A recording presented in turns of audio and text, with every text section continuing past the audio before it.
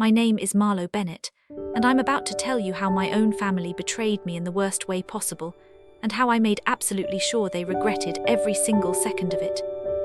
The perfect daughter. Let me back up a little. I'm 34 years old, and for most of my life, I was what you'd call the responsible one.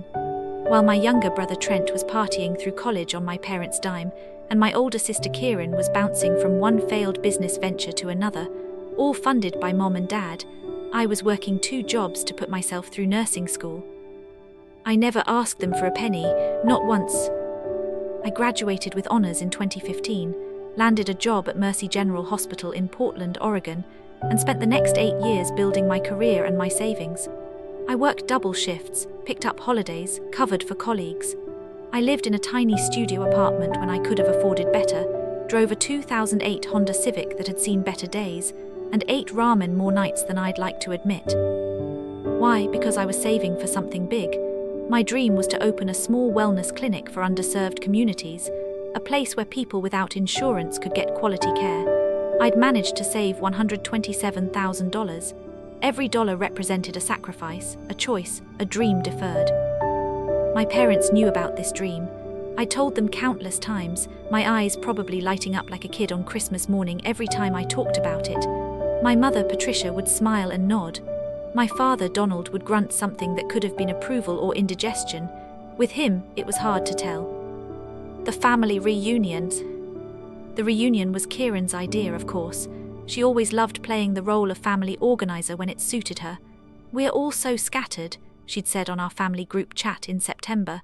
"We need to reconnect. Remember what family means." I should have seen through it. I really should have.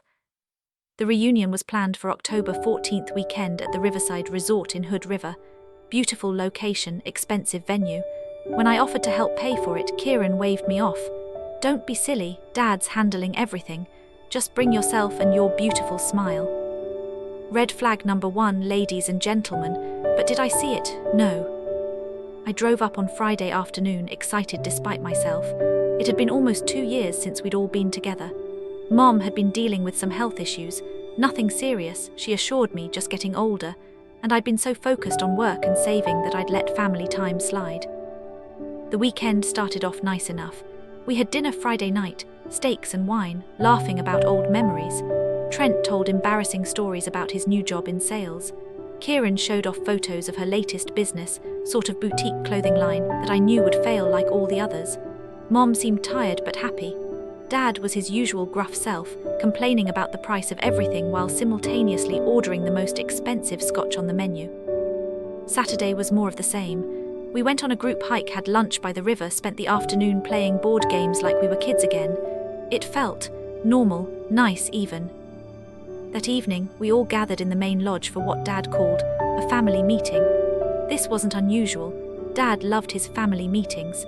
Usually, they were just him lecturing us about responsibility and the value of hard work, which was rich coming from a man who'd inherited his father's successful hardware store chain and ran it into the ground before selling it off in 2010. "Kids," he started, and I should mention I'm 34 and he still calls us kids. "Your mother and I have been talking. We're getting older. We need to think about our legacy, about taking care of each other." Mom was dabbing at her eyes with a tissue. Kieran was nodding solemnly. Trent was checking his phone. "We've decided to set up a family trust," Dad continued, "to make sure we're all protected, all taken care of, but we need everyone to contribute." I felt a flutter of unease, but I pushed it down. "Contribute how?" "Well," Kieran jumped in, her voice syrupy sweet, "we were thinking everyone could put in what they're comfortable with, just to get the trust started. Dad and Mom are putting in $50,000. Trent's putting in $20,000. I'm putting in $30,000. I looked at Trent, surprised. "You have $20,000 saved." He shrugged. "Dad lent it to me. I'm putting it in now and paying him back later." "Of course he did." "Marlo," Mom said softly, "we know you've been saving so much. You're always so responsible. We thought maybe you could put in $100,000 to really anchor the trust." My stomach dropped. $100,000, that's almost everything I have. "It's not gone," Dad said sharply. "It's protected, it's for all of us, for your future, for when your mother and I are gone, for your nieces and nephews someday." But my clinic. Oh, honey, Kieran interrupted. You've been talking about that clinic for years. Maybe it's time to be realistic. This is about family. Family comes first. I should have said no. I should have walked out right then. But they were all looking at me, Mom with her watery eyes, Dad with that expression that always made me feel like I was disappointing him, Kieran with her judgmental smirk, Trent barely paying attention. I need to think about it, I said. Of course, Mom said. Take your time. We're meeting with the lawyer Monday morning to finalize everything. Just let us know by tomorrow night. The pressure campaign. The next 24 hours were a masterclass in manipulation. Mom pulled me aside Sunday morning for a walk. Marlo, sweetheart, I need to tell you something. She paused by a bench overlooking the river. The health issues I mentioned, they're more serious than I let on. Breast cancer, stage 3. My nurse brain kicked in immediately. What? When? Why did you tell me? What's your treatment plan? I didn't want to worry you kids, but the treatments, they're so expensive, even with insurance.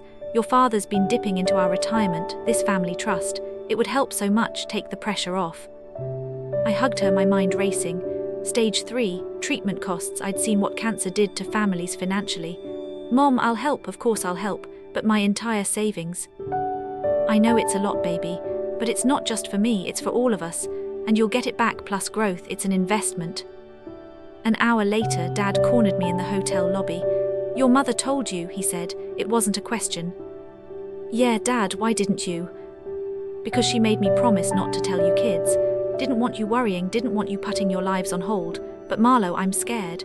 And here's the thing, my dad never admitted to being scared, never showed weakness. Seeing tears in his eyes destroyed me. I can't lose her.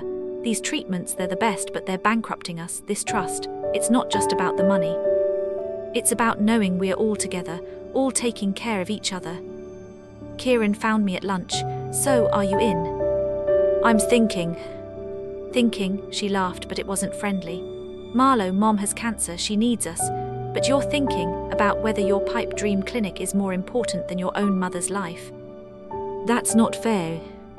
Isn't it? You know what I think. I think you've always been selfish. You just hide it behind your responsible act. You've never been there for this family, always working, always too busy. And now, when we actually need you, you're hesitating. Even Trent got in on it at dinner. Come on, sis, it's not like you're spending that money, it's just sitting there.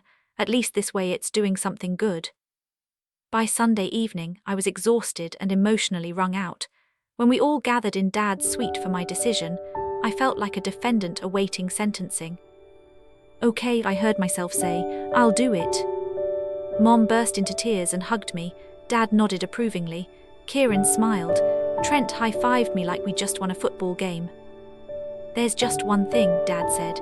The lawyer needs the funds transferred by Monday morning tomorrow, before the appointment. Something about how the trust is structured. Another red flag I ignored. Can't I just bring a check to the appointment? No, it needs to be in the holding account first. Legal reasons. Dad pulled out a paper with account information. Just do a wire transfer tonight. That way everything's ready to go first thing Monday. I looked at the account number. Whose account is this? The lawyer's trust account, standard procedure. It wasn't, even I knew that wasn't how this worked. But I was tired, emotionally manipulated, and genuinely scared about my mother's cancer. I went back to my room and initiated the wire transfer. $100,000. I watched the numbers disappear from my account. I barely slept that night. The discovery. Monday morning, I was supposed to meet them at the lawyer's office at 10 a.m., but at 8 a.m., I got a call from the bank. Ms. Bennett, this is Sharon from the fraud department at Columbia Bank. We're calling about a large wire transfer from your account yesterday evening. Can you verify this was legitimate? My heart sank. Yes, it was for a family trust. Why? The receiving account. It's flagged some concerns in our system. It's a personal account, not a business or trust account. We wanted to make sure you weren't the victim of a scam. A personal account. Can you tell me whose account it is? She gave me the name, Donald Bennett, my father. My hands went numb. Thank you, I whispered and hung up. I checked my banking app, even though I knew what I'd see. Balance, $27,433.21. My life savings gone. I called Dad, straight to voicemail. I called Mom, same thing. Kieran, Trent, voicemail.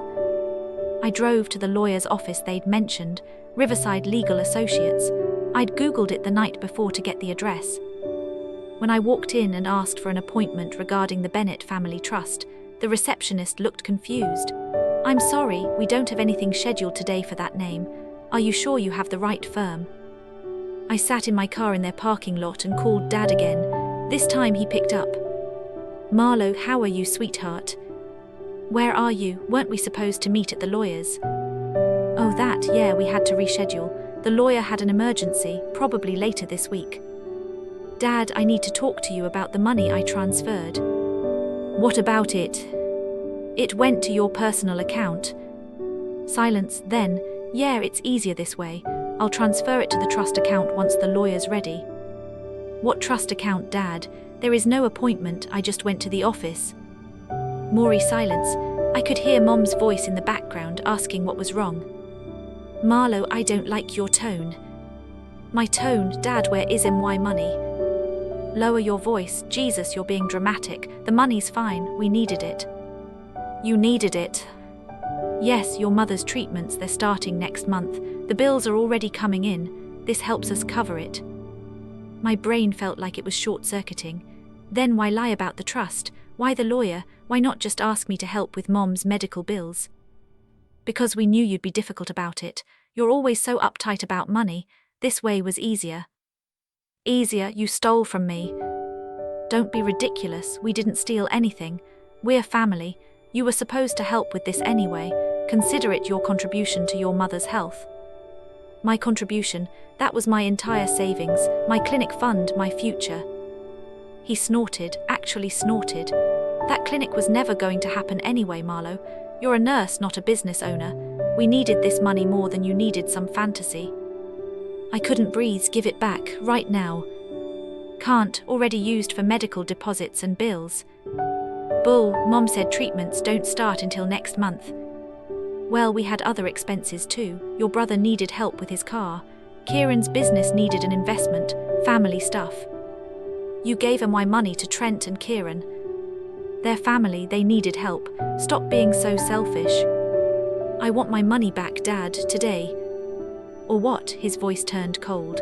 You'll sue your own father while your mother's fighting cancer. Yeah, that'll make you look real good. Face it, Marlo, the money's gone. Accept it and move on, that's what adults do. He hung up. I sat in that parking lot for an hour, shaking with rage and disbelief. Then I did what any reasonable person would do. I started planning their destruction. The investigation. First I called a lawyer, a real one, Gerald Hoffman, a family law attorney I'd met through the hospital. I explained everything. Do you have the wire transfer details, any documentation of what they promised? He asked. Yes, all of it. Good, this is fraud, clear cut. You can file a police report and sue for recovery. But Marlo, I have to warn you, family cases like this get messy. They'll drag it out, play the victim, make you look like the bad guy. And if your mother really does have cancer... She doesn't. What? She doesn't have cancer. I just figured it out while sitting here. I'm a nurse, Gerald. I know treatment timelines. I know how this works. Stage 3 breast cancer. She'd already be in treatment. There'd be scans, biopsies, oncology appointments. She wouldn't be hiking and drinking wine at a resort weekend. You think they lied about the cancer too? I'm about to find out. I called Mercy General and asked for my mother's medical records to be sent to me. As her daughter, and with her insurance information I'd always had, I could access them through the patient portal. It took a few hours, but by Monday evening I had my answer. No cancer, no treatments. The last time she'd seen a doctor was 6 months ago for a routine physical, clean bill of health. They'd lied about everything. Building the case. Over the next 2 weeks I became a woman possessed. I gathered evidence like my life depended on it. I kept every text message, every email, every voicemail. I had the bank records showing the wire transfer to Dad's personal account. I had his admission over the phone, which I'd recorded, thank you, Oregon's one-party consent law. But I wanted more. I wanted to understand exactly where my money went. I hired a private investigator. Cost me $3,000 of my remaining funds, but it was worth every penny. His name was Marcus Webb, a former police detective who'd worked financial crimes. "Give me a week," he said. 5 days later, he called me. "You're going to want to sit down for this." Here's what Marcus found. $30,000 went to pay off Kieran's credit card debt from her failed businesses. $25,000 went to cover Trent's gambling losses. Apparently his sales job wasn't going great. $15,000 went to pay for the family reunion at the resort. Oh, the irony. $10,000 went to a new motorcycle for Dad. $5,000 went to Mom for a shopping spree in Portland. The remaining $15,000 was sitting in Dad's checking account. Not a single penny went to medical bills. "There's more," Marcus said. "Your dad's got a bit of a spending problem. Based on what I'm seeing, they're about $80,000 in debt. Credit cards, personal loans, a home equity line. They're drowning. Your money was a life raft." A life raft they stole from their own daughter. Yeah, people do terrible things when they're desperate. Question is, what do you want to do about it?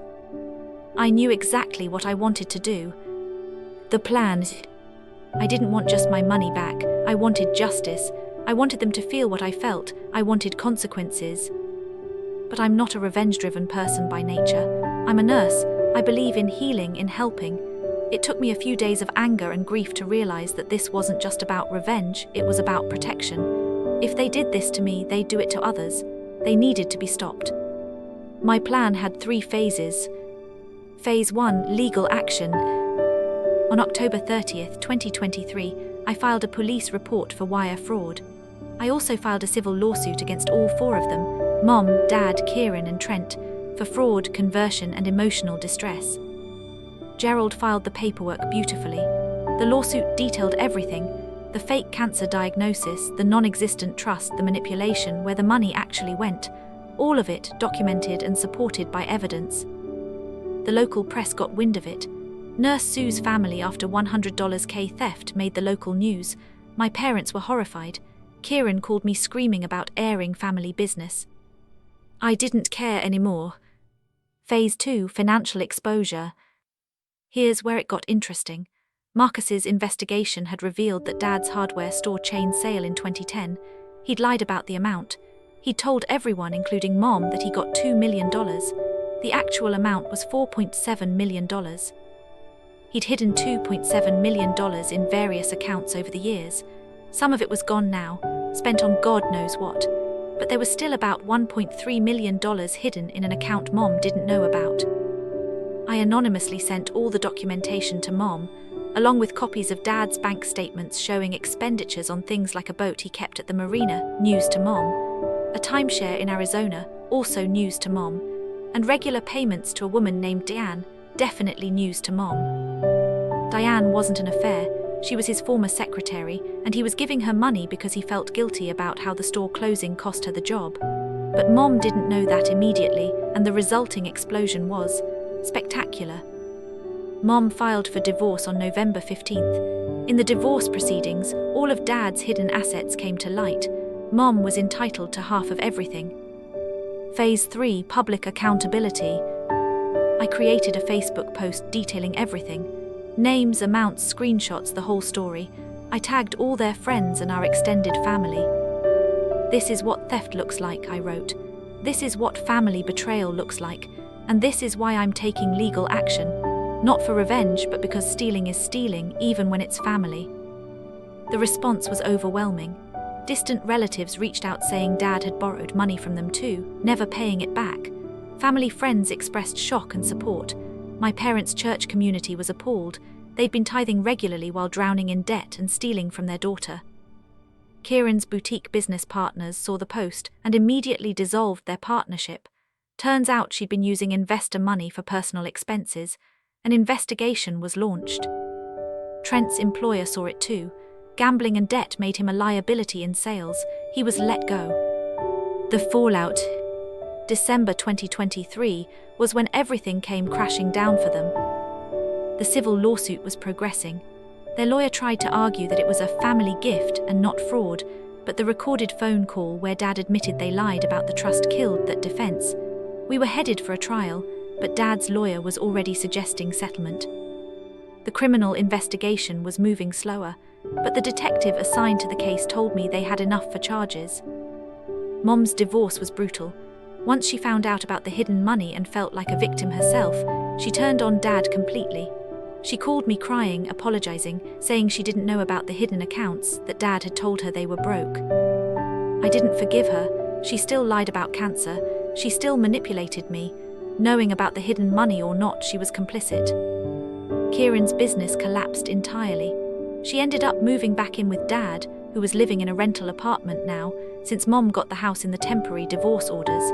The investor investigation found she'd misappropriated about $45,000. She was facing her own legal troubles. Trent lost his job and his apartment. He asked if he could borrow money from me. I laughed so hard I cried. Dad tried to reach out several times. First it was anger. You've destroyed this family. Then bargaining. We can work this out without lawyers. Then guilt. Your mother's health is declining from the stress. I verified through her doctor she was fine. Finally, desperation. Please, Marlo, I'm your father. I responded once via email.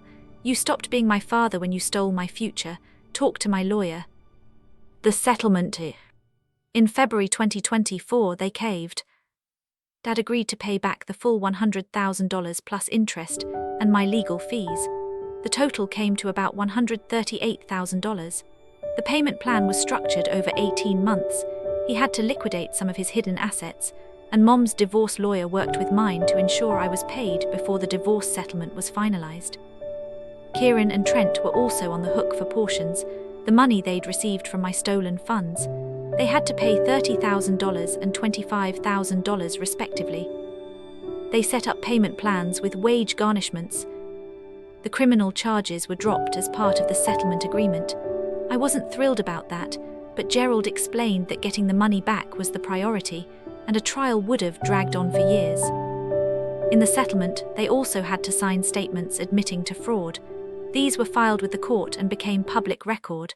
It was important to me that it was documented officially that I wasn't crazy, wasn't greedy, wasn't the bad guy. They had committed fraud.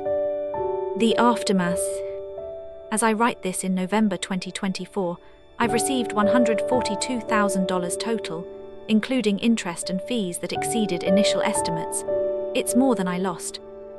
My parents' divorce was finalized in August 2024. Mom got the house, half the remaining assets and alimony. Dad's living in a small apartment and working part-time at a hardware store. The irony isn't lost on me. His motorcycle was sold to help pay me back. Kieran's still facing consequences from her investor fraud case. Last I heard, she's working retail and living with Dad. They deserve each other. Trent's wage garnishment continues. He's working as a delivery driver. He sent me an email a few months ago asking if we could start over and heal as a family. I deleted it. Mom's tried to rebuild a relationship with me. She acknowledges what she did was wrong, claims Dad manipulated her too, says she's in therapy. I've had coffee with her twice.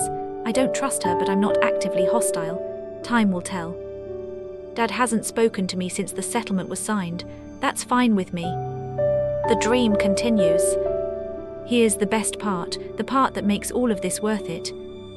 With the settlement money plus what I had left plus a small business loan, I opened my clinic in September 2024. It's small, just me and 2 other nurses for now, but it's mine. We serve the uninsured and underserved in East Portland. We do basic care, chronic disease management, and health education. I named it Marlo's Promise Family Wellness Clinic. Every time I see that sign, I feel proud. Not just because I achieved my dream despite everything, but because it represents something bigger. You can overcome betrayal, you can stand up for yourself, and you don't have to let people, even family, destroy you. A few weeks after we opened, an elderly woman came in for diabetes management. After her appointment, she hugged me and said, "Thank you for being here. People like you, people who care, we need you." I thought about that moment a lot, about how my parents tried to take this from me. They tried to steal not just my money, but my purpose, my dream, my future. They thought their needs, wants really, were more important than mine. They were wrong. What I learned, I'm not going to lie and say this experience didn't change me. It did. I'm more guarded now, more careful with trust. I've had to process a lot of anger and grief, not just about the money, but about losing the family I thought I had. But I also learned some valuable things. Family doesn't mean unconditional access to you. Love doesn't mean being a doormat. You can care about people and still hold them accountable. Trust your instincts. Every red flag I ignored was my gut trying to protect me. I'll never ignore that again. Document everything. In any financial dealing, especially with family, get it in writing, keep records. It saved me. Don't be ashamed to seek justice. So many people told me I shouldn't sue my family, that it was wrong to involve police. But theft is theft. Fraud is fraud. The relationship doesn't change the crime. You're stronger than you think. A year ago, if someone told me I'd be suing my parents, exposing family secrets publicly, and rebuilding my entire life, I'd have said they were crazy. But I did it. And if I can, anyone can. Success is the best revenge, not because it hurts them, though it probably does, but because it proves they didn't win. They tried to take everything and I built it back better than before. Final thoughts. Sometimes people ask if I regret how I handled it. Should I have been less public, more forgiving, more willing to keep it in the family? My answer is always no. My family made a choice to betray me in the cruelest way possible. They looked at my dreams, my hard work, my trust, and decided it was worth less than their wants. They fabricated a terminal illness to manipulate me emotionally. They stole my life savings and felt entitled to it. I made a choice too. I chose myself. I chose my future. I chose accountability over enabling. I chose justice over false peace. And honestly, I sleep better now than I did when I was trying to be the perfect daughter, the responsible one, the one who never caused problems. The clinic is thriving. We've served over 200 patients in 2 months. I'm hiring another nurse next month. I'm looking at a bigger space for next year. Every success, every patient helped, every milestone reached, it's all proof that they failed. They tried to take my dream and instead, they gave me the determination to make it even bigger than I'd originally planned. So if you're reading this and you're in a situation where family is taking advantage of you, manipulating you, stealing from you, hear me when I say this. You are not obligated to set yourself on fire to keep them warm. You are not selfish for protecting yourself. You are not wrong for expecting basic decency and honesty. Family should build you up, not tear you down. And if they won't do that, then they're not acting like family and you don't owe them anything. Stand up, fight back, protect yourself. Your dreams matter, your boundaries matter, you matter. And sometimes the best revenge isn't revenge at all.